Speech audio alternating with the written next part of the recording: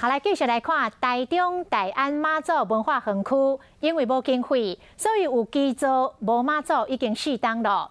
最近有民间愿意来寄付钱来做妈祖的雕像，阁因为这个雕像的材质咧超袂好势，所以台中市政府的人员就到大家镇南宫来跋杯，甲妈祖来请示，最后决定用这个石雕的材质来做妈祖的雕像。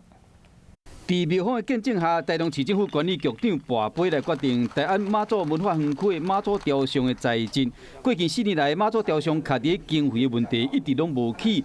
今麦有民间管理捐款，却为了雕像要用石材还是用铜的材料，无法度决定。归去跋杯问妈祖的意见。